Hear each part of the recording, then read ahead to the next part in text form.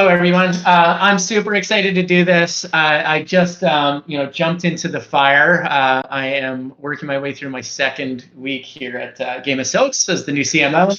I'll start out, give a little bit of background on myself, my career in the games industry and elsewhere. Talk a little bit about kind of my thoughts on marketing in general, about how we're going to continue to build the community itself, phases that we're going to end up going through, my just philosophy on it, and then hopefully open it up for your guys' questions. I'm a super transparent guy, so anytime you guys want to send me a DM, happy to get on calls. You guys are going to be what makes this rocket ship take off, and really appreciate all of the work that you guys have done so far and the faith in the project on coming on board. So all that said, I'm about to close out on my 20th year in the games industry, which semi-dates me. I've been doing it basically my entire adult professional life has been in the games industry. I got started in the early days when games were shipped in boxes with manuals that were printed and all of that stuff. I worked at Sony Online Entertainment, which is the purveyors of fine MMORPGs like EverQuest, EverQuest 2, PlanetSide, Star Wars Galaxy. I worked on a lot of those projects. I started in the marketing team in the operations side, so getting games replicated on CDs was part of my job to do that, and then moved into the market research side. Then became a brand manager overseeing a handful of different projects. I was one of the brand managers on EverQuest 2, for example, and some old school PS2 games, Champions of Norath. That was my first solo project, to date myself a little bit, that it was PS2 console cycle. And what I enjoyed kind of most about the games industry and my job at the time was the time that I spent with producers and working on product. The frustration that I had was that I was coming on to games super late, where the game was 3 months away from launch, and all of a sudden they bring a marketing guy on board to help them get it to market. What I really wanted to do is really make games, like sit down and be there for the full product cycle for making games, so that we knew that they were going to connect with an audience when we launched them.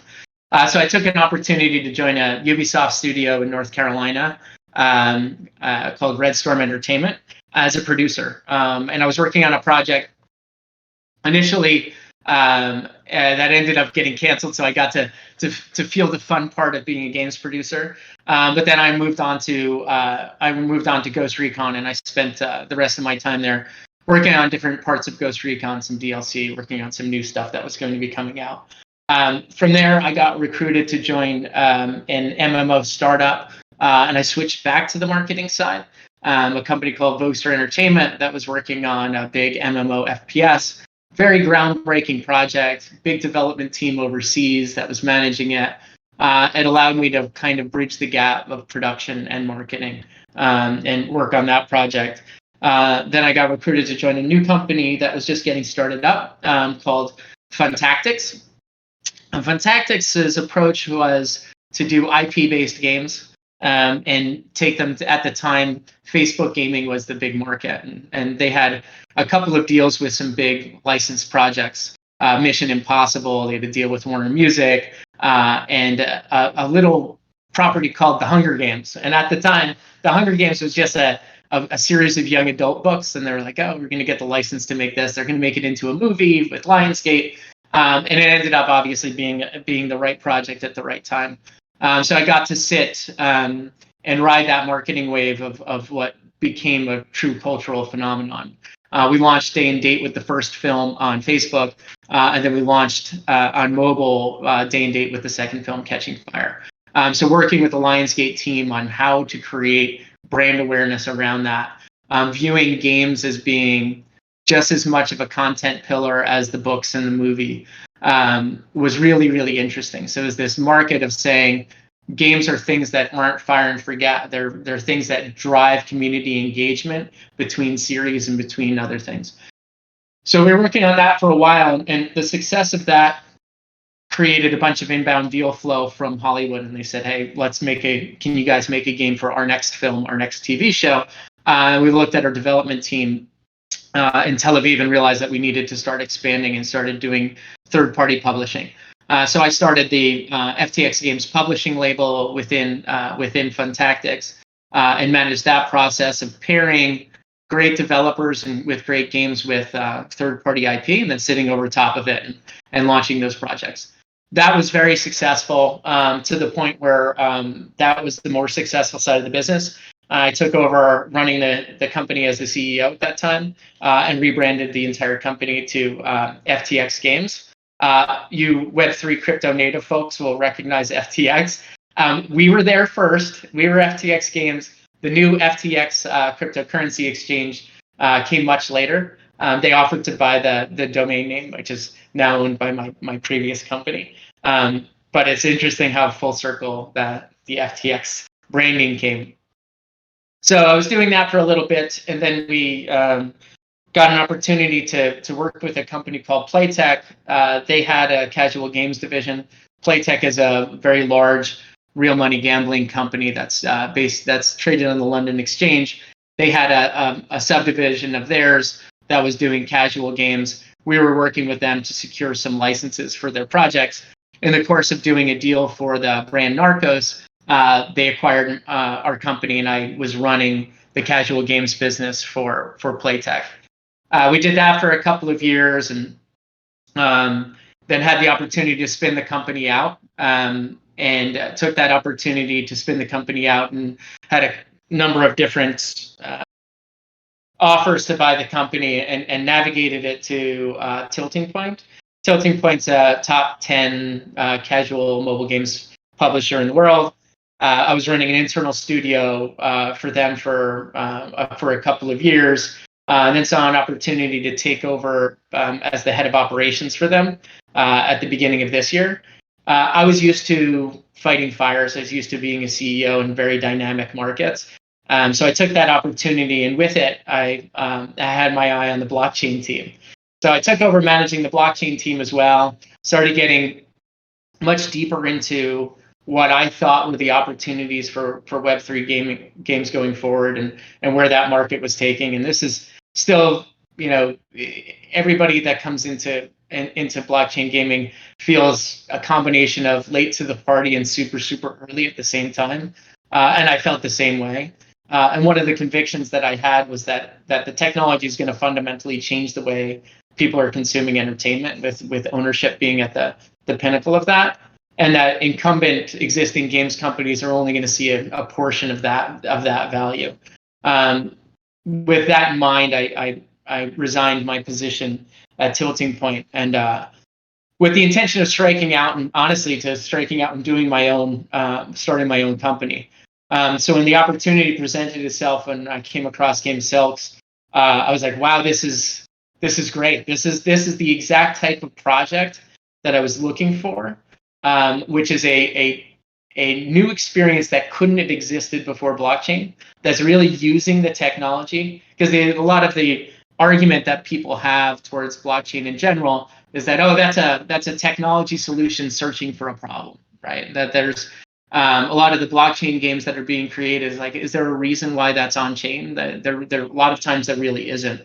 And fundamentally, there's this digital collectible scarcity piece of it, and ownership piece is very much at the center. There's other pieces around governance and things like that I think are very interesting. But fundamentally, this digital collectible piece with scarcity is very new and very interesting. And we're seeing it take off in other fantasy sports executions. What I find most fascinating, to me at least, when looking at Game of Silks, is that there's a market, and when I'm looking at it from a marketing perspective about what makes Web3 tick and what makes fantasy tick, and are those things present in horse racing? And it's all there in spades, right? There's so much of being rewarded for doing research. Like, do your own research, find out where the best bets are, where the best horses are looking at. Like, there's so much depth to this industry that I find completely fascinating. And from a horse racing perspective, I'm total noob, right? I've gone to a handful of tracks I had an amazing experience in Saratoga. I love Saratoga. I live right up the street from the track in Del Mar. So I've gone, but I don't know horse racing. So this is a very exciting world for me to explore as I start learning about that. And when I think about it from a marketing perspective, we're going to spend quite a bit of time kind of doing this education where we have people that are coming in from the horse racing industry that we have to educate on Web3 and on fantasy. And there's going to be people coming in from the Web3 and fantasy world where we really have to educate them on horse racing. And everybody's going to love learning about it. I think fundamentally that's very exciting for people. It's almost like there's a difficulty curve of saying, wow, now I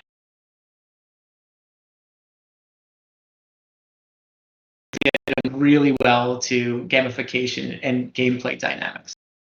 So I find that super, super fascinating. The other thing that I think is really full circle and very interesting is that, I got my start marketing these MMOs, and MMOs back in the day were all about, you bring on a community early, you start forums and you get player feedback and you get ideas and you have a dialogue between developers and the community. You have these phases that you go through in development where you have like a closed alpha where you let in some of the community members into closed beta, into open beta, and into launch. And all of that kind of went away, 10, 15 years ago when free-to-play kind of came into the market. And free-to-play was, you don't market a game until it's available and you click on it. And there's this lack of communication and a lack of synergy between your end audience and your players and your development team. So I'm very excited to see that kind of coming back, and you guys as early community members being able to create that feedback loop so that we're creating experiences that are for you guys and that we're excited about playing ourselves, which is another kind of complaint and issue that I had with the market, the free-to-play market in particular.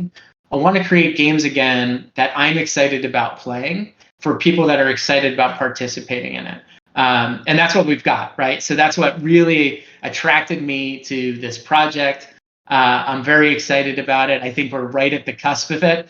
It was a very interesting time to join the company. We're right on the pinnacle of the reveals tomorrow is going to be a huge turning point on the project. From a marketing perspective, it gives us a ton of content and conversations that we're going to have about the horses that have been revealed, the horses that have yet to be revealed. It's super, super exciting time. And I'm super thrilled to be on board. So with all of that said, I would love to pop forward to chat too.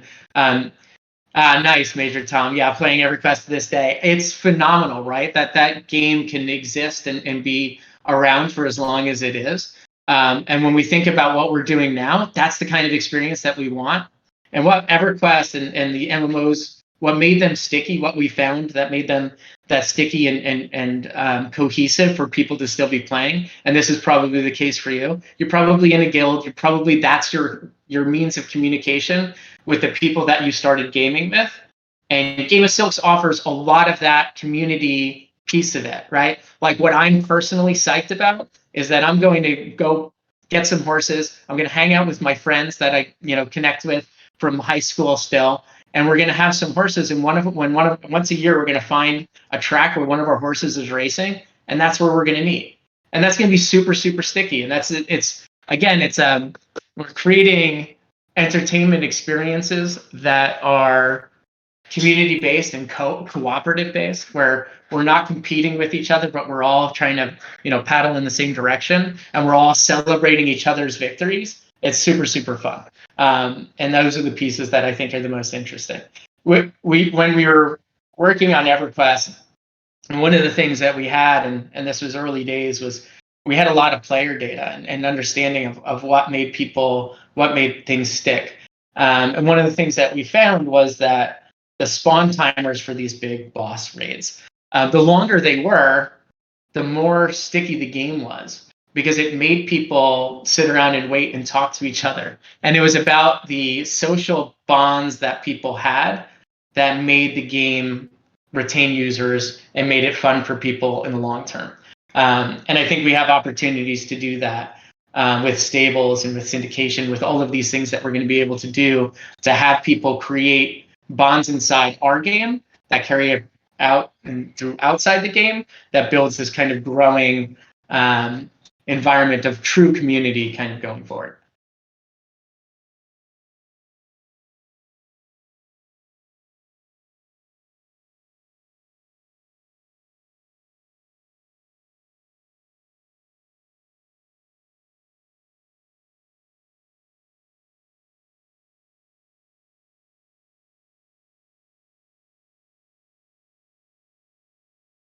Yeah, I will preface that product related questions. I can give my thoughts on it, but at the end of the day, that's going to be in Benny and Dan's camp. From a marketing perspective, we're just getting warmed up. I think there's going to be a lot of very exciting things that we have coming in the near future, where we're going to be able to start blowing the roof off and really start bringing in a lot more of an audience in. I think that the nature of the community is going to evolve over time, but I want to make sure that we're keeping a lot of the core tenets kind of sacrosanct. Lots of transparency, lots of we're all in this together, which is very exciting. Anything that I have, I'll always be open to having conversations and talking about it. We're going to need you guys to amplify the messages as we get them out for sure. So this is super collaborative. My Discord door is always open. Shoot me a DM. But yeah, anybody else has any questions right now? Yeah, let me know.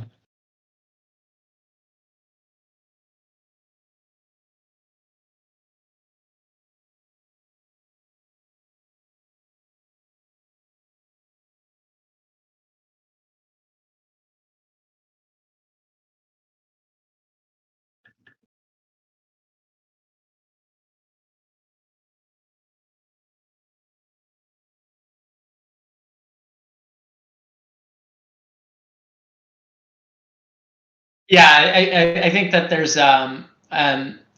that's a product related question. I think that what we want to do for sure is to find a balance of making the game as accessible as we can to a new audience. And right now, obviously, there's a pretty big paywall that kind of comes up front that people are going to be coming through, and making damn sure that anybody that's holding a Genesis avatar is getting the access and the love that you guys need.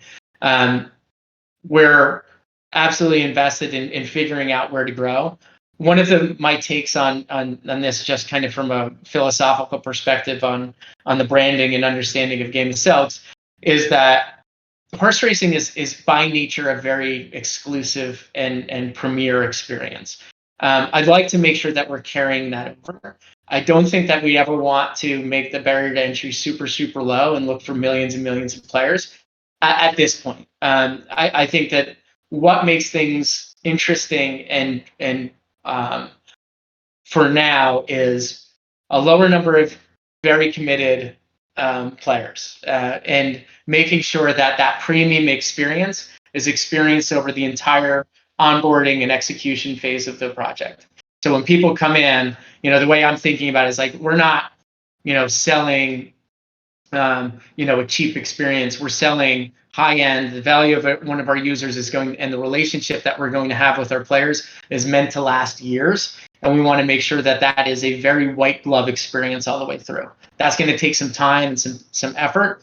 And maybe that's a super manual process. Maybe that's me getting on a call with a new player that potentially is coming in and talking to them and answering questions about bringing them in. Happy to do that, because at the end of the day, we're looking at this as being a multi-year experience with everybody, especially at this early phase. So we'll always want to make sure that that's a premium experience, and carrying it through.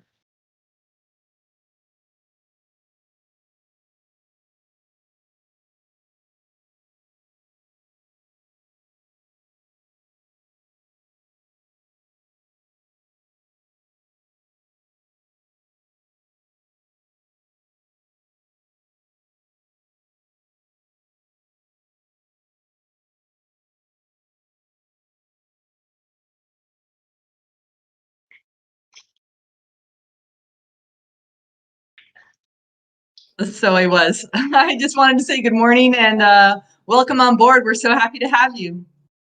Awesome. Yeah, no, super thanks. And I'm feeling welcomed, first by the the Silks internal team and also by the community. Like this is a very, very exciting time. Really, I can't stress enough how pumped I am to be part of the Silks team. Been an awesome group. I've been looking for small teams that are super passionate. Like that's in my DNA. I think that there's a lot of really, really smart people trying to solve big problems right now, just in the Web3 space in general, and at Game of Silks in particular. So awesome! I'm super psyched to be involved, and the community has been. I get that there's going to be a little bit of there's always the give and take with the community, and I understand frustrations and we want to address them. But you guys have been super productive and kind of approaching things with a sense of, hey, this is a problem and we need to solve it, which is collaborative rather than just accusatory. So it's awesome, and that's reflected in the culture of the company as well.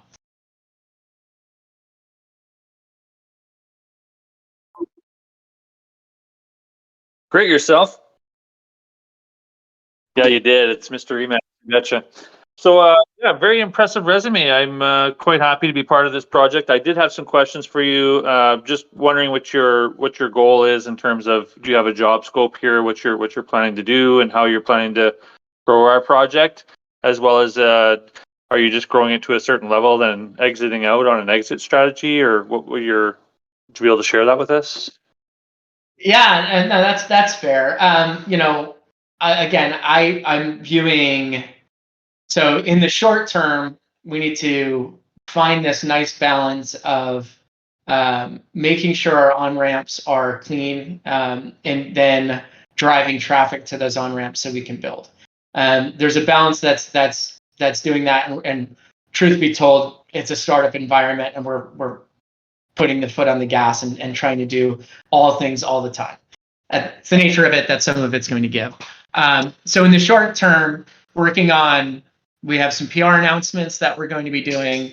I think you guys will be pretty excited about bringing that about, working on very base level, rethinking the way that we're communicating about the project. So positioning, making sure that the language is good, working with Binny on the onboard ramp for the website, working on a content plan.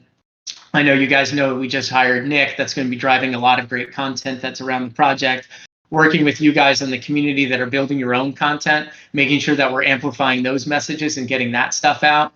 So all of those things. And then in the long term, I was, when I left my last job, I'll be in the spirit of transparency. I was looking at positions that are at much bigger companies and much higher compensation rates.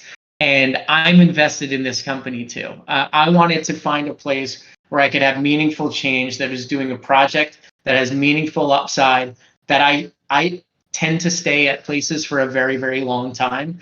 For the most part, I've had maybe 3 or 4 jobs over the last 20 years, which in the games industry that's a long time. To be fair, my last job was 12 years, and there was never a dull moment because we went through multiple acquisitions. I plan on doing the same. I'm here for the long term.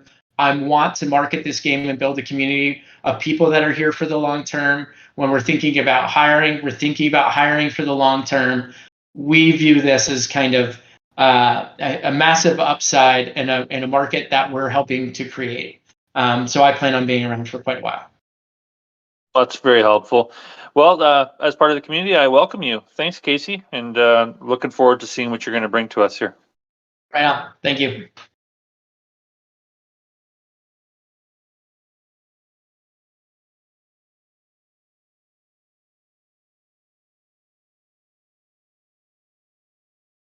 Awesome. Thank you, everybody.